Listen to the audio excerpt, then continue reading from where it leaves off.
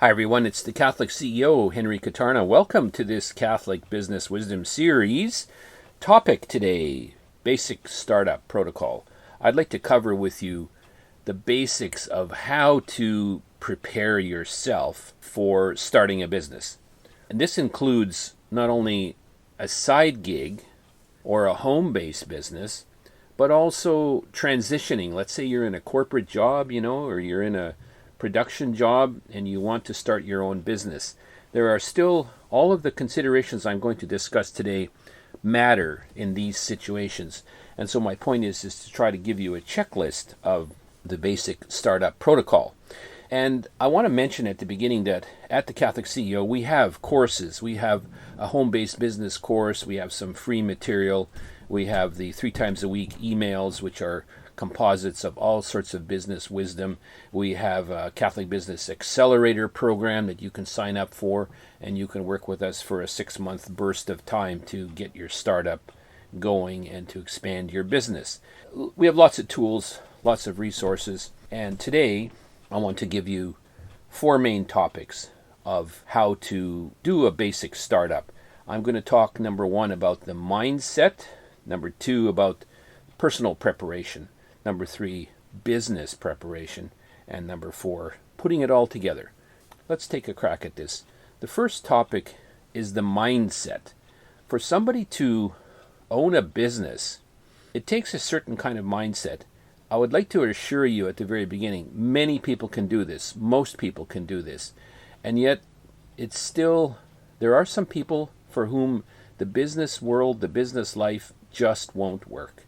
It's just, if you're a person who, as one example, if you cannot live without that regular paycheck being deposited into your bank account on the 31st of every month, it's very tough for you to start a business because there will be uncertainty of income. You will have to delay purchase and delay gratification sometimes, not all the time. But the reality is that the mindset has to be, first of all, an entrepreneurial spirit. What I mean by that is you're willing to do something, make something, build something, provide a service, help your customer, care for the customer, build a product or a service, build a building, build equipment, put together a service, market it, make it well known, and make it publicly available to people, charge a price, go through all the regulatory systems, learn about the banking and the tax system. I'm saying this not to frighten, but to be realistic. So the mindset is, first of all, an entrepreneurial spirit. But let's get even more practical. To start a business requires time and headspace. It requires money too, and we'll talk about that in a moment. But your mindset must include that your relationships are in good stead.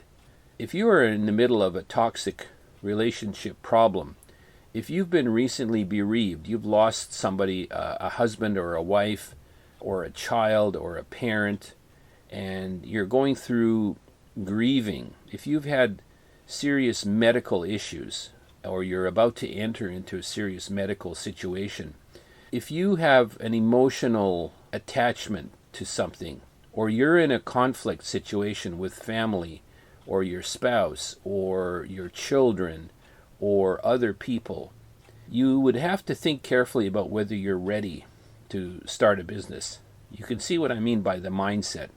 We need to be in a stable place. We need to have order in our lives. I'm not saying that we have to be perfect. None of us is perfect. But we need to have a mindset that comfortably can allow us to pay attention to the business. Now, I will never tell you that you should focus solely on your business. Obviously, we need to be balanced. We have to pay attention to our duties as Catholics, our spouses, our children, getting our spouse and our children to heaven, taking care of the spiritual needs, supporting the church and charity, and doing all of those things. But in general, order and stability is balance. It's balancing everything. So in summary, on point number 1 then, the mindset, get rid of the toxic relationships, solve your emotional issues, make peace, be ready, make sure you're not entering into medical or other profound situations. If you are recently bereaved, You might want to be ready for it by waiting 3 months, 6 months, a year. In general, have an emotional state, a mental state that's more or less at peace with the world. Yes, there are daily challenges. Of course, we have to live through the daily vicissitudes of life. But the thing is, it's that mindset. And so let us think about the mindset. I'm going to move then to the second topic, which is personal preparation. This is a bit more than the mindset. It is, let's take health, for example. Get your major physical checkup done before you decide to start a business, even a home-based business or a side gig.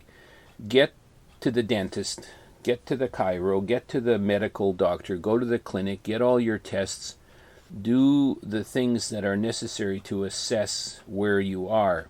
Set aside the time to start a business. Let's say you're unemployed. Let's say you've been fired or you lost your job or you quit for conscience reasons. You may have a lot of time then, but you won't have any money. And so you may have to get a side gig or a contract for, let's say, 50% of time, and then devote the other 50% of time to starting your business, which then, of course, means that your income is reduced. And so your lifestyle may have to change. You may have to burn some savings. You may have to, take out a line of credit temporarily, or even get a home equity line of credit, or use your savings. Some people, as you know, cash in their pension plans, and they use those funds to start a business and to transition. But setting aside the time is an important factor. If you are working full-time now, it's very challenging to set up and to stay balanced a new business. If you are working full-time and you have a spouse and children and obligations in life, how are you going to spend the time on a business startup? You might be able to do it weekends and evenings, yes, Sunday off, of course. You may have to create the time that way. It's been done. People have done it. I've done it, where you have to focus on your transition plan, moving away from the full-time job to the part-time job, or the transitional move until you get your business up and running. It is important to have your finances in order personally.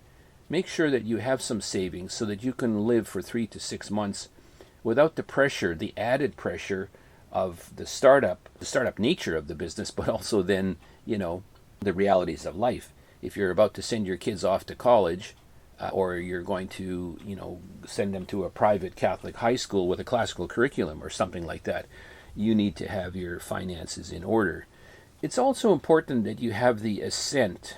I'm not saying that it's a negotiation, but it is important to discuss with your spouse what it means to start a business, what type of headspace, what type of mindset, what type of financial reality, what time commitment is necessary.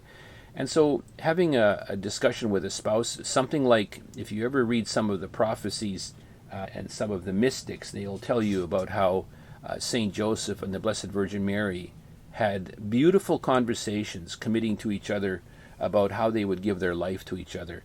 I'm greatly inspired by those, and if you can look those up, you can read some very interesting ideas for how to communicate with your spouse and even with your children or your extended family or those close to you regarding your plans to start a new business. And certainly, I would say that the family needs to be supportive. You don't want to add extra burdens to your family, ideally. For example, if you're the husband and the head of the household and a father, you will not want to add extra burden to your wife, who may be homeschooling or who may be looking after the children and doing other things that help to support the family. You don't want to create additional pressure on people. And even for the children, it's important that they have that safe space, you might call it, where they can live their life and grow without the additional pressures that you might place on them by either your frustrations about business or other realities that may hit the family. Now, there is a price to pay in some ways for everything we do, whether you choose a corporate job, a production job, or, start a business. There will be consequences for your family, but we want to minimize those. We want to keep them in good order. That's the personal prep. Let me now move to the third topic, the business prep. Quite a few concepts here. First of all, let's talk financial. You will need to have a banking relationship.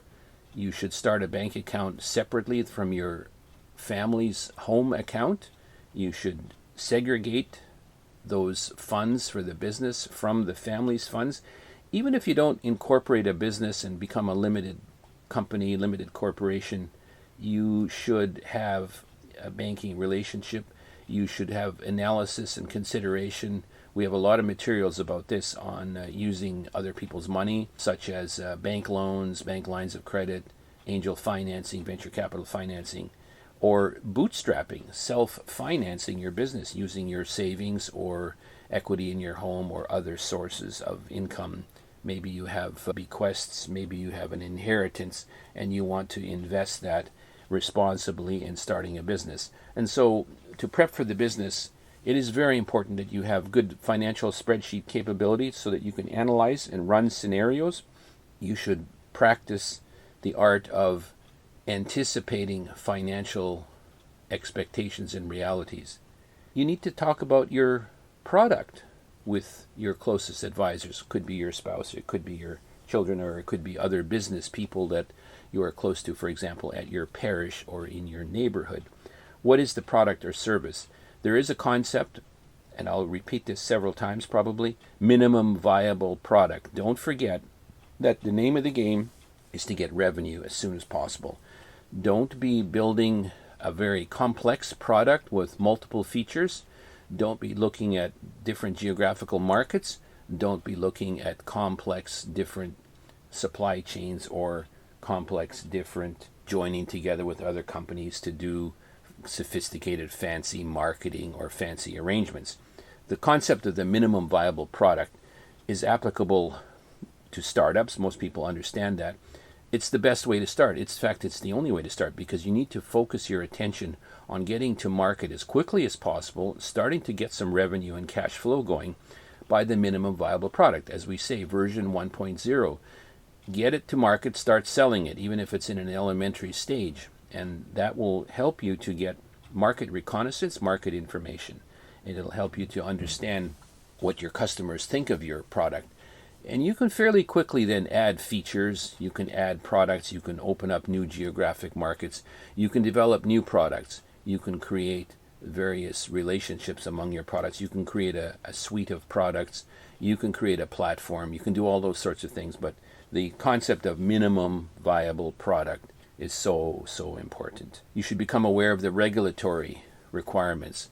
What are the national, regional, like state or provincial, or municipal, town or city, or even your homeowners association, your condo association?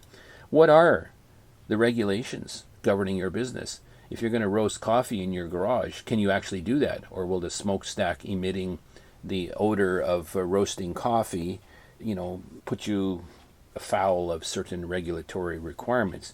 Can you park in front of your house? Can you have a shop in your garage? Can you build a shop? Can you create deliveries? Can you have people coming and going? Can you have customers coming and going? Can you even have a business in your home? Do you need a license and that sort of thing? So it's important to check the regulatory system for the requirements. Intellectual property protection may not apply to people, but if you have software or you have a special technology, you're a farmer, you're an organic gardener, you grow a certain product using a certain method or a certain approach, you have a certain secret sauce, that you combine to build some kind of a product or to offer a certain service, make sure that you protect your intellectual property. And you can do patent protection, you can do trademarks, you can do copyrights, you can have what they call prior art, or you can have other confidential information, and you can have processes, you can have operating procedures.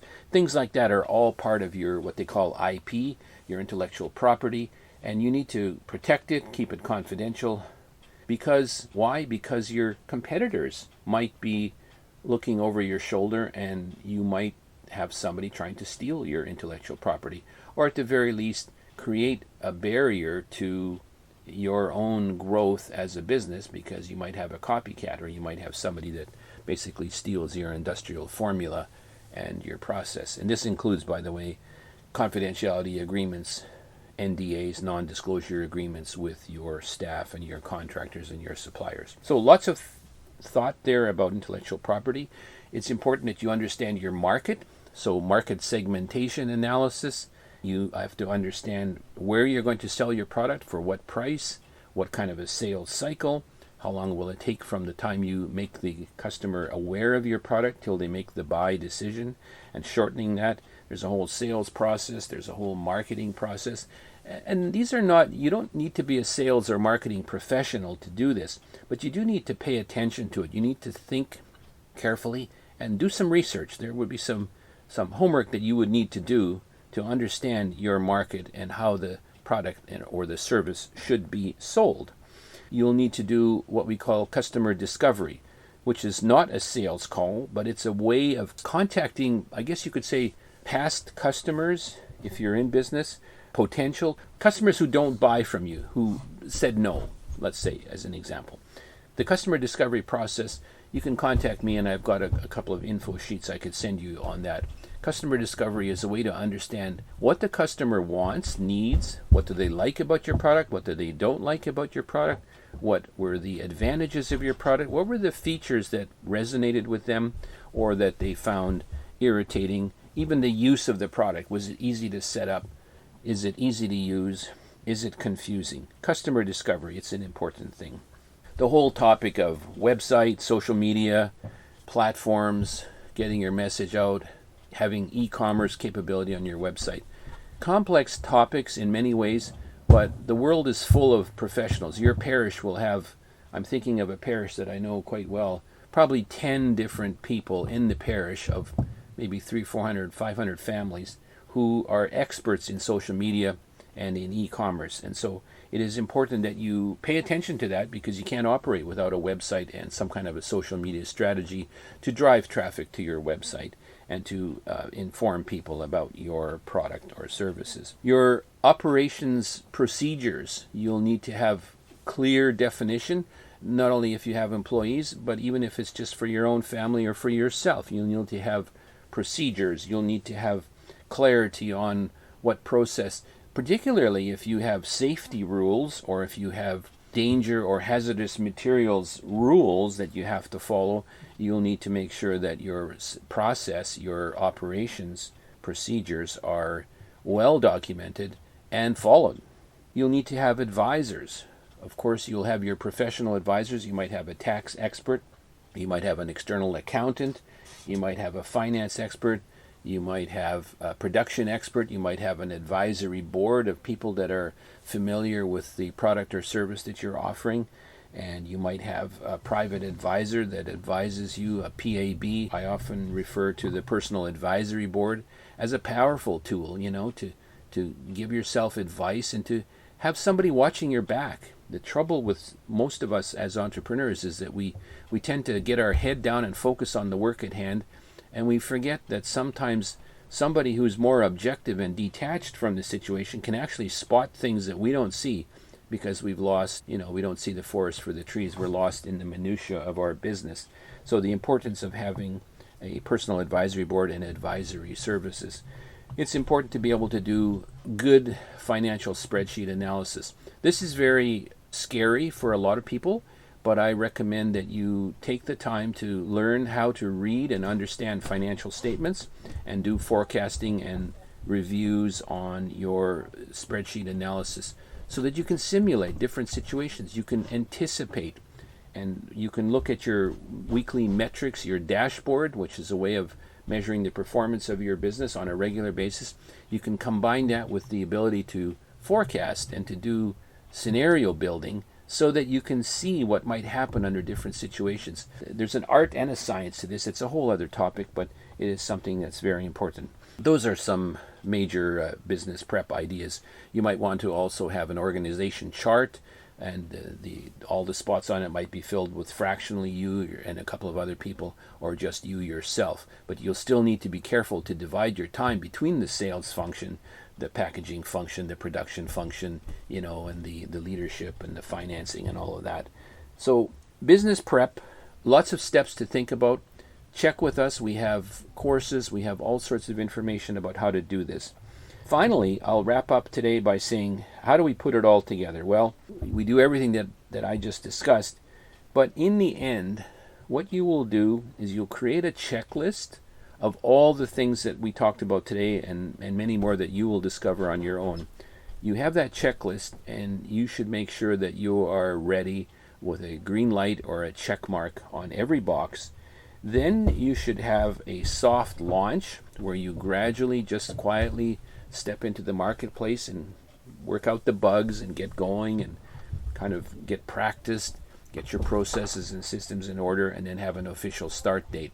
It's also important to set a start date in your mind, not to go public, but to have everything ready so that you discipline yourself to get the job done. This is part of the entrepreneurial spirit. You need to be focusing on getting the job done on time, and so we have to discipline ourselves. The worst thing to do is to begin to start a business and have a vague understanding of when you're going to do it, because the consequences of that could be serious. You could be burning capital, you could be wasting time, you could be putting extra pressure on your family or on yourself.